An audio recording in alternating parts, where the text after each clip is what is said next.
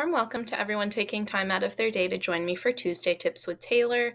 Here at Always Best Care, we strive to provide solely non medical care for our clients of the same quality we'd provide that care for a loved one. Usually, when I speak about dementia in a Tuesday Tips segment, I talk about the perspective of care from an adult child's point of view.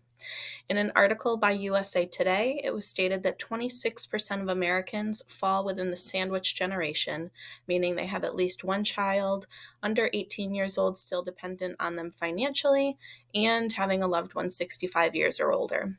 This means that there's a higher likelihood that young kids are going to be affected if your loved one has a diagnosis of dementia. There's a lot of resources available for adults, but what about kids? There's often a lot of hustle and bustle when someone is newly diagnosed with dementia, and sometimes families don't know how to say, "Grandma has dementia." Kids are full of questions, and most families are still trying to figure out what it is themselves, so how do you explain something that you're not familiar with? There are several stages of dementia, and here in our office, we follow the GEMS model created by Teepa Snow, which focuses on the capabilities that a person still has rather than what they've lost. As adults with a healthy brain, we're considered our sapphire state. Our minds are clear, we adapt well to change, and we can easily put ourselves in someone else's shoes. Calendars and schedules often work best for sapphires. Diamonds like routine. Overall, memory is still intact, with some forgetfulness here and there. On good days, a diamond is going to shine bright. On bad days, a diamond is hard and often resistant to assistance. Stable environments and allowing independence work best for diamonds.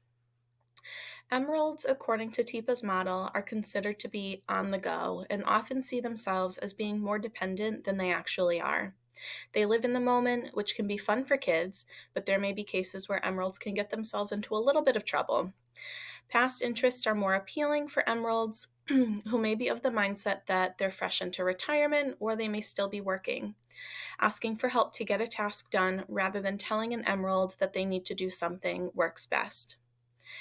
Ambers are focused on sensation. They may not have much concept of boundaries, and we start to see changes in vision.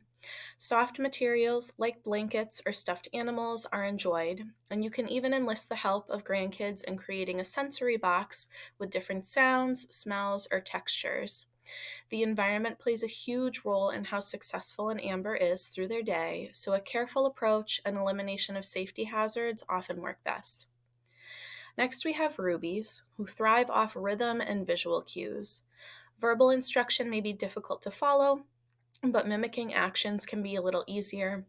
When we reach the ruby stage, there tends to be more focus put on the things that a ruby used to be able to do, rather than making modifications to keep someone who's in their ruby state independent. Reducing choices and overstimulation in the environment, along with maybe providing some soft music or sitting quietly, will work best for someone who's in their ruby state. Our final stage is Pearl.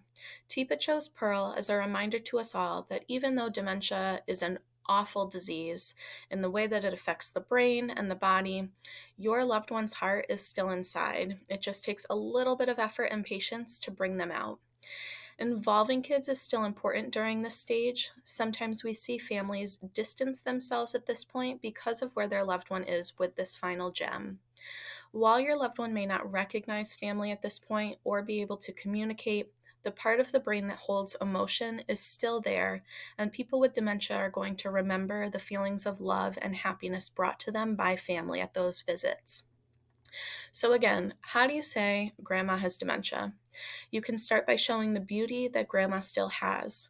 Dementia is complex in how it affects the brain, but the most important thing to remember is that your loved one is still the same person that they've always been in their heart, just a little different in their brain. If you or a family are looking for more resources for somebody with a dementia diagnosis, you can visit the Alzheimer's Association at www.alz.org, or you can call their 24/7 helpline at 800-272-3900. Thank you so much for joining me today, and I look forward to seeing you next time.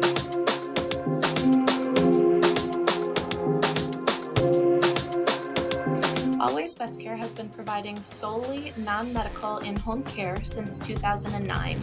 If you're interested in learning more about our services or our assisted living selection services, please give us a call at 860-533-9343, or you can visit our website at www.abccentralct.com. Make sure to follow us on Facebook and Instagram too, so that we can show you how better options for senior living are a priority.